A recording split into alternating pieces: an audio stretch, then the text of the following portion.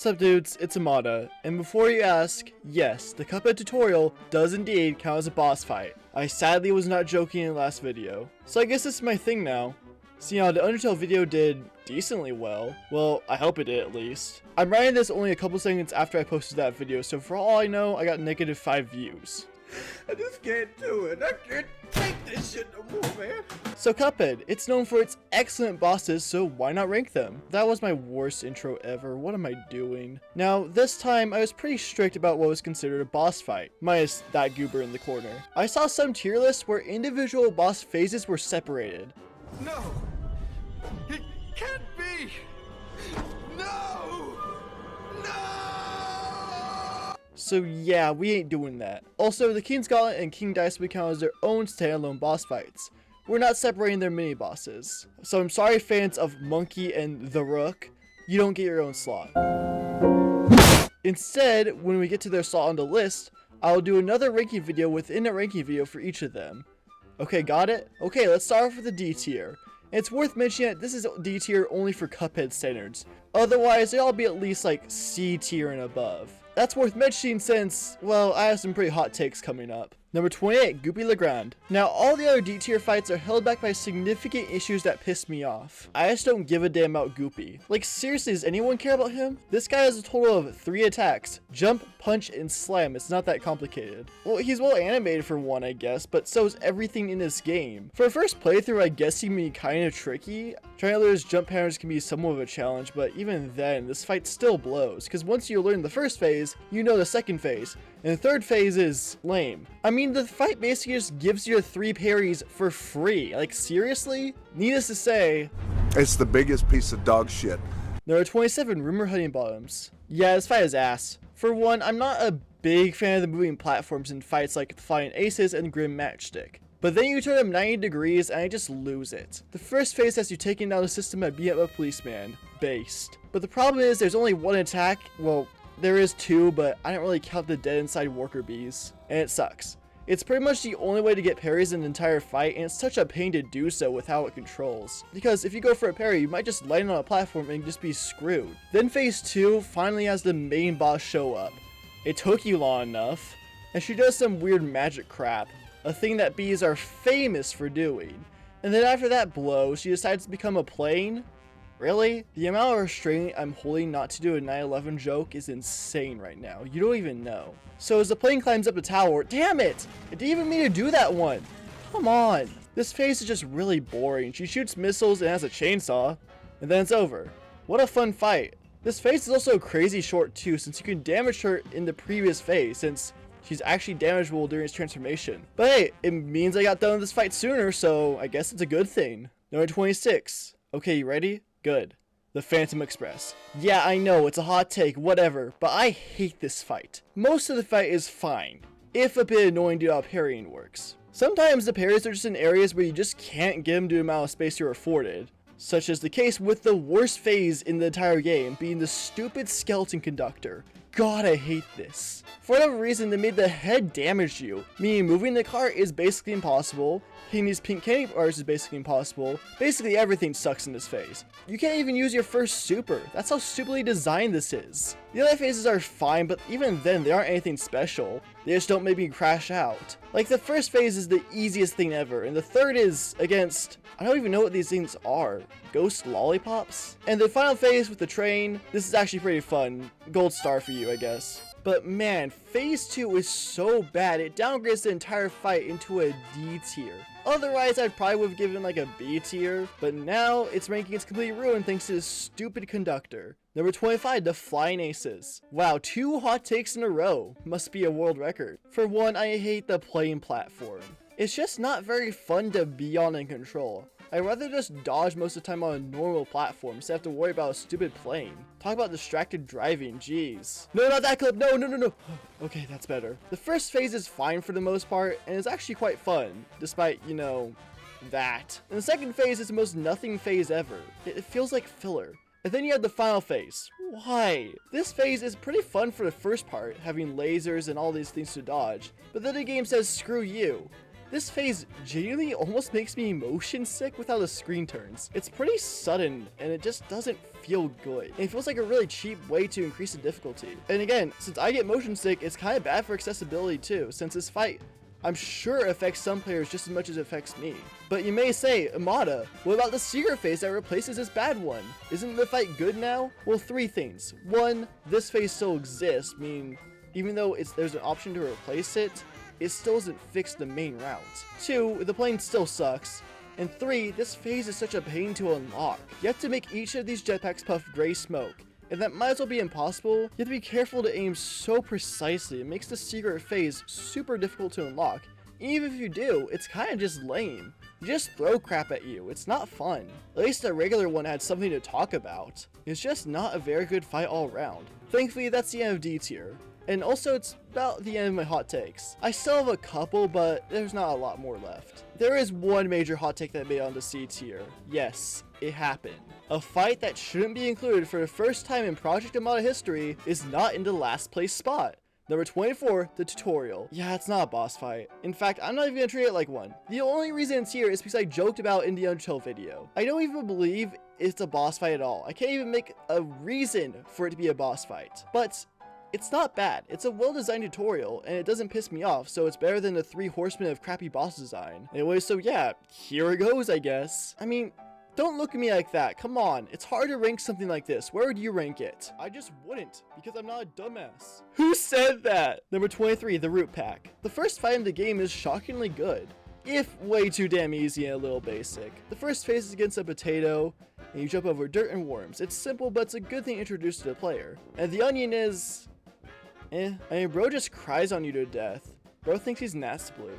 In the final fight against a carrot who has a third eye and can shoot lasers. They can do that? And we let kids eat these? But that's not all. There's also a secret phase similar to Flying Aces, but this time, it's not painful to unlock it. This is unlocked by not attacking the onion. And then, you get to see a little turnip guy in the final phase, which makes the final phase actually pretty challenging. Overall, it's a really good fight, but it's nothing compared to the next few. Number 22, the Angel and the Demon. Another fight that's crazy hard to rank. Like, it's super unique for what it is. The gimmick of things being based on where you're looking is pretty cool. It leads to a fight like nothing else in the game. It's also like nothing else in the entire game. This isn't a full fight, instead it's a hidden fight. It's a great inclusion to the game, but it's only one phase, making it super hard to rank. It's still a good fight, but I literally can't place it any higher. And now we're on to B tier. And before we continue, just a reminder to like and subscribe. We are almost to 300 subscribers, and once we get there, I will do something. I don't know yet, but trust me, it will be hype. Number 21, Grim Matchstick. The last of the stupid platform fights that make me want to die. However, this one isn't bad. Look at that. The first phase is by far the best. You dodge meteors, beams, and a tail, and the second phase kind of loses the plot. Not only is it really easy to dodge the one attack by just jumping, the hitbox for Grim is so annoying to hit due to how low it is to the ground, meaning only a few bullets are really viable in this fight. And the final phase is actually pretty okay. The fireballs are a really unique obstacle, and the flamethrower attack adds a lot of challenge. But yeah, the platforms are still a little annoying, and the second phase is just kind of okay. Still a good fight though. You might even say it's fire. I need to stop, man. Number 20, the King's Gauntlet. The first of the ranking videos within a ranking video entries. But first, let me explain the premise behind this fight. This is a gauntlet of 5 unique fights based on all different chess pieces. Each fight focuses on parrying, meaning these are the most unique fights in the game, and it also makes some of these very much not good. I mean, being 5 uniques alone is enough to place highly, but man, there are some lows here. Number 5, the Rook. I hate this guy so much. Not only does he take forever to beat, he's also an annoying guy to fight, man. Sometimes with the placement of the skulls, it's basically impossible to get your parries in. And you have to restart the whole process of volleyballing the thing over. And again, it takes so many hits with this guy, I hate him. Number 4, the Knight. I hate this guy, man. For one, this fight again takes way too long. It takes like 20 hits to kill him, and since you can only do like 3 per attack, it takes so long. On top of that, this guy is an annoying coward. If you get too far away with him, he won't do crap and beckons you to come closer, because apparently you can't do shit if you're more than 5 inches away. Meaning half the fight is just him doing this. What a stupid fight. Number 3, the Queen. A huge jump up from the previous 2. It's a really solid and well-realized fight. There's some fun attacks here, such as the Crazy Bolt Hell one and the parry wall. The timing of the cannon shots is really fun, but really tricky too. Perfectly suitable for the final fight here. Number 2, the pawns. The first fight is really simple, but it's so satisfying. It's almost like popping bubble wrap, but in a Cuphead game. And it's also not bubble wrap, and it's pawns. That's a stupid analogy. Number 1, the bishop. The candles are really fun to delight, and it makes it by far the most unique fight of all of these, since it's not just parry this thing. It also doesn't take 10 eons to finish, making it loads better too. And moving on from those fights, we have number 19, Warner Vermin. The German rat has a lot up his sleeve. The first phase is by far the best, with the cherry bombs, the cannon, and the charge. Oh, come on. Have you ever heard the rule of 3, Cuphead? Can't use a damn explosion effect now. Damn it. Phase 2 is really creative, using bottle caps as chainsaws. And then Warner has just a straight up flamethrower. Okay. Then phase 3, Warner freaking dies. In this phase you fight a cat, and it's a decently challenging fight, especially with the rat ghost. And then the ending reveals he wasn't dead. It's a good fight, and it's really funny too, but it's really held back by a kind of mediocre second phase. And it's really easy, especially for Inkwell Isle 3. Number 18, Baroness von Bonbon. So arguably this is the most unique fight in the entire game, since each phase is actually different based on your luck. Yeah, this fight has a ton of variation. In the first 3 phases, you can get 1 of 5 mini bosses. Some of these are bullcrap hard, like the waffle and the stupid freaking cupcake, and some are the gumball machine. There are other things going on too on top of this. There's beans, yep, they sure do exist, and that's all I'm gonna say. And eventually Bonbon gets out a gun. Then the final phase has the castle coming to life, and it's probably the best phase of all of them. It's really challenging and unique, if a bit simple. However, the main thing that holds this fight back is the luck. Some of these fights are significantly easier than others, meaning you could get a run where you have the easiest ones possible, or one run where you have the waffle guy followed by the cupcake guy, aka a worthy reason to crash out. Number 17, Dr. Kaus Robot. This is the definition of a fight just losing the plot, man. The first phase is, no joke, my favorite phase in the entire game. There are 3 things to attack, and each time you defeat one of them, it gets replaced by a way harder version of it. So there's an element of choice here. You can decide which one you want to take care of first, and that way you have to deal with the worst one the least. It's incredibly fun and satisfying to dismantle this robot piece by piece. And then the head flies out and it's a really boring phase. Genuinely nothing happens here, and you just hit the head. There are bombs, but it kinda just nothing. But then you move on to the final phase, and that's how you end this? With a generic bullet hell phase, with nothing special? And some people can't even see the bullets here due to how they blend in the background. Who thought of this? If it weren't for that perfect first phase, this would be another D tier contender. But that first phase is so peak, it manages to be spared from that fate. Number 16, Warmer Freeze. Man, this fight is pretty cool. Why did I do this? Anyways, the first phase is pretty cool. Damn it, I said it again. You have whales, tarot cards, it's all very creative. Then in phase 2, he turns into a snowman. It's definitely my favorite of all the phases. He can turn into a fridge and release popsicles, summon spikes, and even become a ball. Then in the final phase, you find him as a giant snowflake where you can pop out his eyeballs, ghost things, and even release buckets. It's a really solid fight, but the main reason it places lower is that there's nothing to really chew on here. It has one interesting phase, and phase 3 is okay, but phase 1 feels kinda bland. Number 15, Ribby and Croaks. Definitely the hardest fight in all of Inkwell Isle 1. Not like that's saying much. The first phase is pretty simple, with either the frogs doing Hadoukens, which can be pretty fun to dodge and get parries from, or flies that can be dealt with in 3 seconds. Guess which one is more challenging? Then phase 2 is pretty cool, with one spitting out space orbs or whatever you call these, and one who breaks every bone in his body to do this. Good for the environment, I guess. And then they become a slot machine. Ah yes, how could I not see that coming? Despite the odd nature of this phase, it's still really fun. The machine can roll a couple of attacks. It's crazy fun and definitely the best phase. However, the lame first phase can make it only go so high. Number 14, the Moonshine Mob. I really wanted to place this fight higher, but it has one major issue that I will get to that ruins the fight. Phase 1 is chaotic and awesome.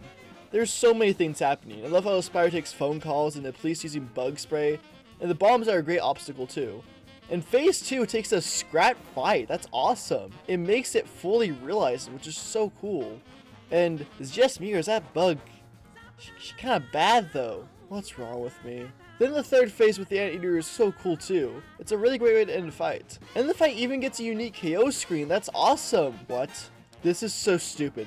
It's literally just a troll. I've seen so many players get killed by this on their first try, after they've already beat everything else, only to be killed by a goddamn troll. And even if you know the trick, it's nothing. The last phase is the easiest attack in the world. And it doesn't help that there's nothing hidden at this phase. Maybe if you died and it showed there's an actual 4th phase, it would mean something, but it doesn't show that. It's such a monumentally stupid and bad decision that ruins a near perfect fight. This would have been probably an S tier, heck, it might have been my favorite one. But it just had to rage bait. Actually, now I think about it, it is kind of low-key based. Maybe I misjudged it. It's still staying B tier though. And that's the end of B tier, meaning we're now entered A tier and above. Let's go. Number 13, Sally stage play. You know, for an Isle 3 boss, this fight's piss easy. Like, even easier than Warner Vermin. This feels like an equal Isle 1 fight at times. Which sucks because otherwise it's a really cool fight. Phase 1 and Phase 2 are pretty similar, but Phase 2 adds a lot more obstacles, making it way more interesting. And the best part is definitely this fight's aesthetics. It's definitely my favorite in that sense. A full-on play in the background is so unique. It's an idea I've never seen done in another game. The third phase is quite a bit different from the first two, with her becoming a god. Just a straight up god. Okay, what kind of play is this? This phase is way too easy though. I mean, it literally tells you what she's gonna do. And then the final phase is just an encore. It's pretty simple too. And if that was all this fight had, it would definitely be a B tier fight. But there's actually a secret route. No, not a secret phase, a whole new route. It changes the whole fight and the whole story behind the play. Without the husband dying, it makes the fight way more difficult and way more interesting. It's a really fun and brilliant way to integrate a new alternate route. However, even then, the first two phases are still really repetitive. And even in the harder version, the third phase is still a little too easy for my liking. It can only go so high, sadly. Number 12, the Devil. You know, for the final boss of the game, the Devil really doesn't stand out. I mean, it's still good. I mean, it got this high on the list. But I mean, the first phase is great with so many crazy attacks like spiders, orbs, and snakes! Oh, thank God it's over. After the excellent first phase becomes really big, and the second phase is great too. But the third phase kind of just does the same thing, again with slightly different attacks. It's fine enough, but I wish it was a bigger transformation between phases, especially since this is the final fight. Like, shouldn't it have become like something more interesting, like, I don't know, a DVD copy of Shrek 2? Now that's terrifying. The final phase is him crying. I guess it's a full circle moment? Okay. This is lame. It feels anticlimactic, but the fight itself is still good, just disappointing for a final fight.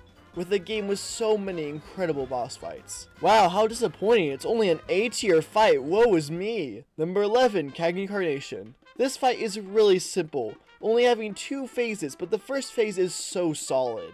There's so many fun things going on and things to keep track of. And the final phase is great too, and by virtue of having 2 really good phases, it gets to be really high. I love parrying the seeds, and the boomerang attack is fun as well. And Cagney's dance is so iconic. Why isn't it in Fortnite yet? Number 10, Hildeberg. Wait, is she really named Hildeberg because of the goddamn Hindenburg? That's like if you named Rumor Huttingbottoms after September 11th. No, I'm not making that joke. No, it's too easy. No. Anyways, this fight is really fun. Being the first plane fight in the game, you would think it'd be too easy, but honestly, it holds no punches. The first phase is really simple. I mean, all she can do really is laugh at you to death.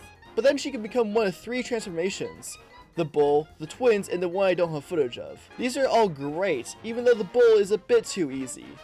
Then the final phase is actually crazy with UFOs and this monstrosity that I have nightmares of every single night. It's just a really solid fight, only being held back by the repetitiveness of the first phase.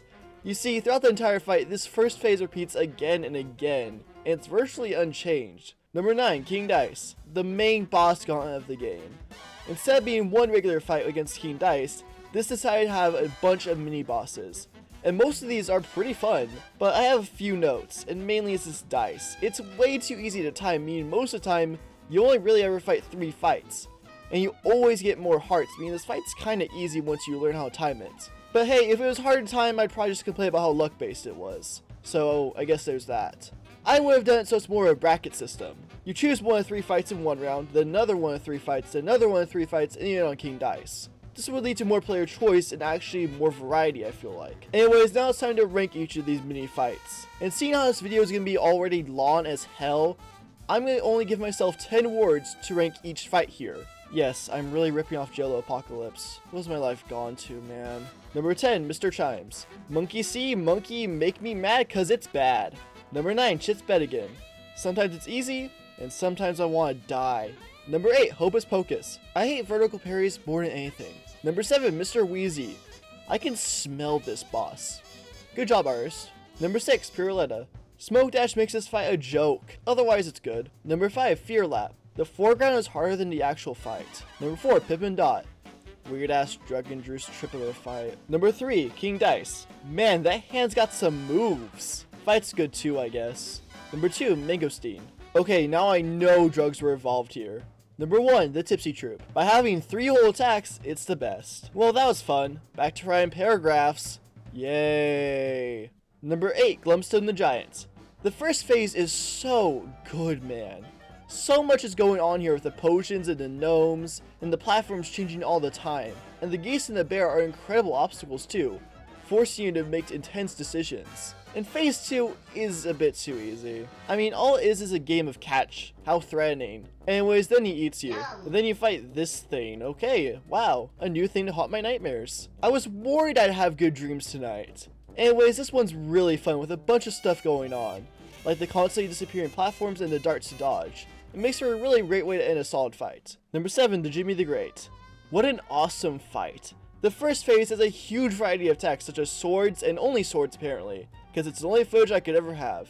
God damn it. Anyways, the second phase is crazy unique too. Basically, it's a maze you get traversed. It's the most unique phase in the game since it's not like anything else. There's no health yet to exactly damage off of him. Then the third phase is kind of a joke, honestly. It's pretty easy. But then the Cuphead puppet is super fun to dodge. And the final phase is fine. You only have to dodge like 3 attacks here. It's not that exciting. But there's another secret phase here that really puts it over the edge. Basically, before the Cuphead phase, if you're small, you get small Cuphead. Oh, look how cute he is. Okay, who gave the baby a gun? It's a way harder version of the final phase. I like it a ton, even though it goes on for way too long. Number 6, Briny Beard. Sadly, this one has only really 2 phases, but they are all awesome. The first phase, Briny Beard makes tons of different sea animals attack you, like an octopus that doesn't damage you. Wow, great job, Octopus. You really showed Cuphead with that one. However, he does get a second chance with him becoming a damn gun. Okay, wow. Then you have a shark and, what is that, Pokemon or something? Then the ship says, screw Briny Beard, I'll do it myself. And he shoots the easiest to dodge projectiles in the world, and the laser. You can parry this laser, and if you do, it's the most fun part of the entire game, honestly. I can never time it. But I forgot to mention the best part, the barrel. This is a constant obstacle throughout the entire fight. It makes it so you're always on your toes for every single attack. It makes the fight way more intense than it would be otherwise. It's a perfect addition. If this had one more big phase, it could have easily been number 1, but sadly, it can only go so high. And that's the end of A tier, meaning we're finally at the S tier, the best of the best. And every aisle has one more fight here, other than aisle 1. That place sucks. Number 5, Wally Warbles. What an awesome fight, man. The first phase is crazy fun, with tons of bullets to dodge. You even kill his kids. How fun. Wait, that sounded really bad. Anyways, the second phase is a sadly more generic bullet hell, but it still has tons of personality to it. Like, Wally here is just crashing the hell out. Calm down, man. The third phase is fun too, with you fighting this nerd emoji kid. It's especially fun to parry his gunshots, and bomb him from outside his egg prison. And then Wally fights you on a stretcher and puts up a better fight than the devil did. Man, that guy was washed. He'll even kill himself temporarily to get more attacks out. And holy crap, cannibalism, what the hell? This was a great fight, only being held back a little by a second phase. Number 4, Chef Saltbaker. Now this is a final fight, man. The first phase is so awesome, from a visual perspective alone. The animation here is simply jaw-dropping.